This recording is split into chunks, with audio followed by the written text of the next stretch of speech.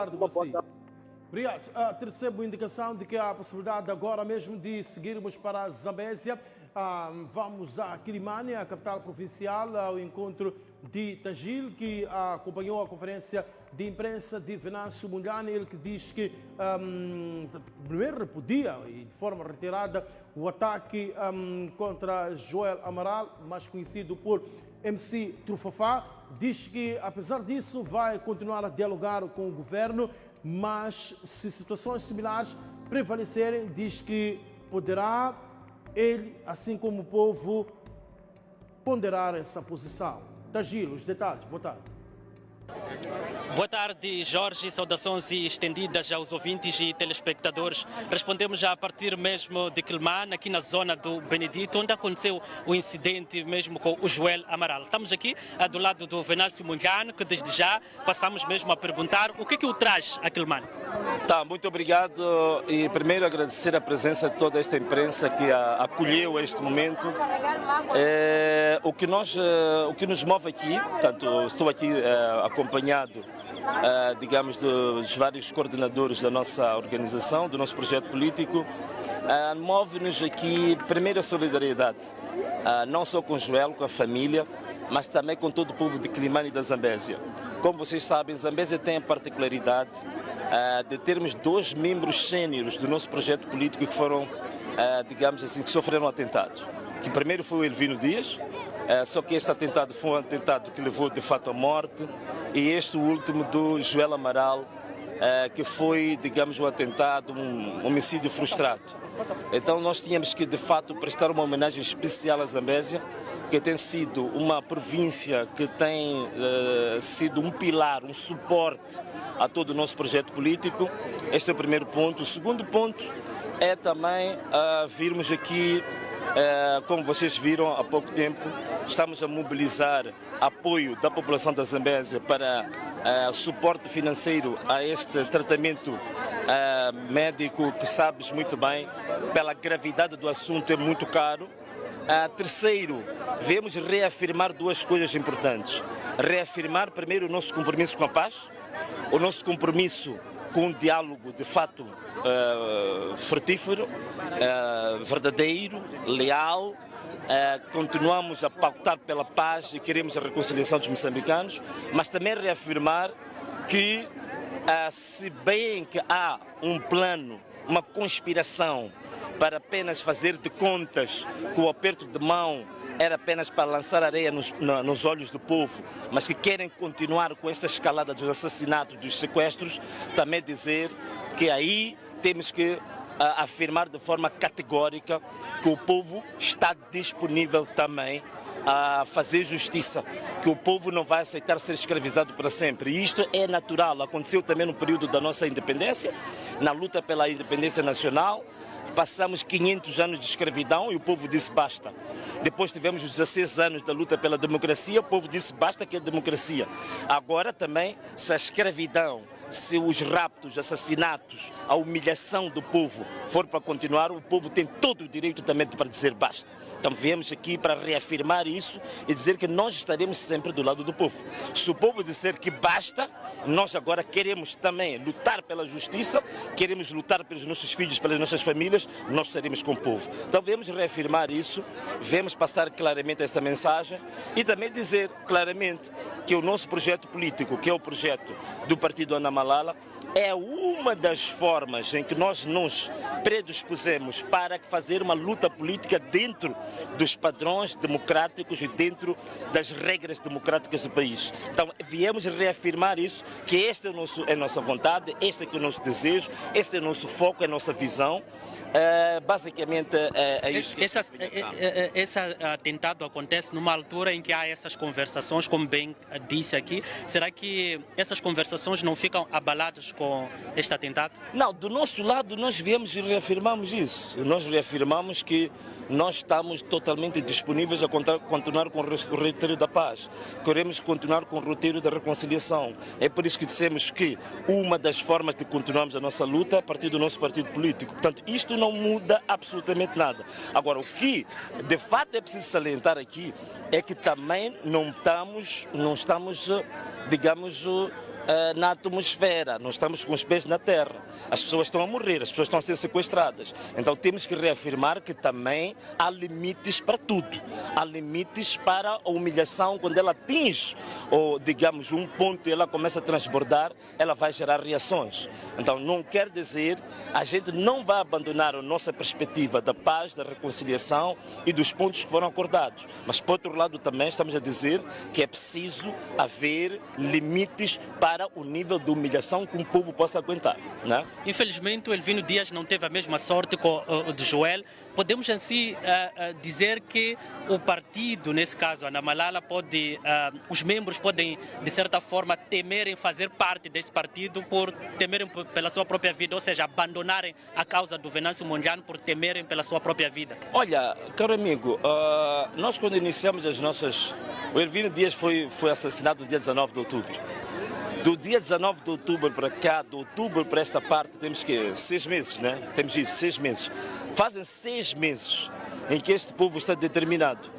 Faz 6 meses que este povo tem manifestado interesse, vontade. Olha só, em todos os encontros que nós temos com a população, tu notas que o entusiasmo, a força, a determinação não é abalada por causa das mortes. Por quê? A morte do indivíduo é a morte do indivíduo. Agora, o povo tem uma vida muito maior, muito mais extensa e eterna. Então, cair o Venâncio hoje não há de ser motivo para amanhã se parar com a luta pela liberdade, a luta pela democracia. Morreu Afonso Dhlakama, veja lá hoje o que Afonso Dhlakama é, como se fosse uma espécie de um adubo, como se fosse um fertilizante. Depois de Afonso Dhlakama, veja o que aconteceu com o país. O país foi mobilizado de norte a sul, do Rovuma a Maputo, fertilizou o país. Com a morte de Elvino Dias, olha o que aconteceu com o país. Seja lá quem for a cair individualmente pela causa, é um fertilizante para esta luta ficar cada vez mais forte, não é? Ao aceitar o aperto de mão, como dizia, o que Venâncio esperava em termos de melhoria para a sociedade? Não, a primeira coisa, o primeiro ponto era a escalada da violência parar. As mortes, os assassinatos, os sequestros, os raptos, as execuções extrajudiciais, como é esta que tentaram fazer com o Joel. Este foi o primeiro ponto que eu defendi na cara do Daniel Chapo. Ele sabe disso, ele nunca vai vir ao público dizer que eu não falei disso. Isto veio de mim para a cara dele. Ele concordou comigo a 100%. Porque reconheceu que não é possível pensar-se em nenhuma política pública, em nenhum programa de desenvolvimento do país, quando tu tens graves problemas de insegurança. Então, isto foi reconhecido. Este é o ponto fundamental, a espinha dorsal. 2. Falamos também das pessoas que sofreram. Temos pessoas feridas neste momento. Algumas delas que ainda têm balas dentro do próprio corpo que nem têm acesso ao tratamento médico. Foi concordado entre os dois e ele próprio disse que concordava a 100% que era preciso tratamento médico gratuito para essas pessoas. Ainda ele acrescentou uma coisa, disse, olha, para além da sua proposta, eu acrescento que é preciso tratamento psicológico. Eu disse, perfeito, estamos juntos. Ponto 3. As pessoas que neste momento estão, as famílias que perderam fontes de sustento. Aqueles que eram cabeça da família que foram assassinados e as famílias estão desamparadas. É preciso compensações financeiras para essas pessoas. Concordamos. O último ponto são as pessoas que estão detidas. Que na nossa perspectiva deve haver amnistia, uma lei de amnistia para essas pessoas todas. E não uma amnistia seletiva, caso a caso. Estes são os 4 pontos fundamentais da primeira etapa. Ainda existem outros pontos que não foram discutidos, que nós ainda queremos levar à mesa do diálogo. Tem as questões econômicas, tem as questões sociais, que têm a ver com o próprio povo. Ainda não foram discutidas as questões econômicas e sociais. Foram discutidas basicamente as questões ligadas à segurança, que era o ponto fundamental. Então, esta aqui é a perspectiva que nós temos. Esse debate tem que ser feito. Agora, eu aproveito aqui dizer uma coisa. Não se pode pensar, porque se tem um poder do Estado, que se controla as forças de defesa e segurança, isso é caminho aberto para se começar a tornar o país uma espécie de uma Babilônia, para se começar a fazer arbitrariedades com esse poder. Esse poder é um poder que é conferido pelo povo. Se esse poder começar a escravizar o povo, a maltratar o povo, o próprio povo tem a legitimidade de arrancar esse poder.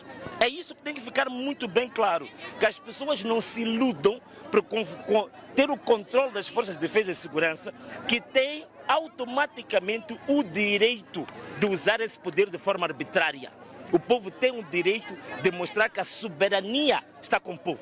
Se a soberania está com o povo a qualquer momento pode te retirar todo o poder que você tem sobre as próprias Forças Armadas, porque elas, no fundo, são apenas um elemento, digamos, um elemento que serve aos interesses da comunidade. Elas estão ao serviço, elas estão sob o comando da soberania popular. Está aqui com uma parte dos munícipes. Quanto tempo? Uma parte também daqui, aproveito agora a ocasião, desculpa quebrar o protocolo, são as irmãs do Elvino Dias que estão aqui a marchar conosco, só para responder àquela tua pergunta. Se as pessoas vão ter medo porque alguém foi baleado, alguém foi morto. Estão aqui as irmãs, olha para elas, são pessoas de certa idade, mas estão aqui a marchar. Estão todos os dias a incentivar os jovens a abrir os seus olhos, a posicionarem-se em favor do povo, a continuarem a lutar em benefício deste país. Então estão aqui também para dizer que eu gostava também que esta imagem pudesse passar para o mundo, para mostrar claramente que esta luta não é luta do Venâncio, não é a luta da Maria Moreno, não é a luta do Denis, não é a luta do Araújo, que aproveito agora também, mandar um forte abraço para o Anel de Araújo pela iniciativa que ele teve de portas fechadas do município durante 3 dias para que o povo pudesse protestar contra este atentado. Portanto, um grande abraço para Manuel de Araújo, um grande homem, um grande democrata. E falando sobre o atentado, domingo até hoje, o que já foi avançado do seu ponto de vista de justiça, por exemplo?